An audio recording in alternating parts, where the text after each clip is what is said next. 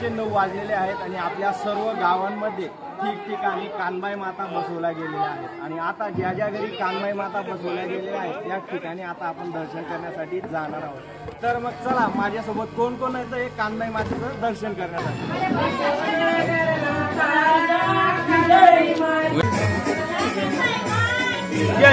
परसाद खायले मग पाय पडले काय वाहन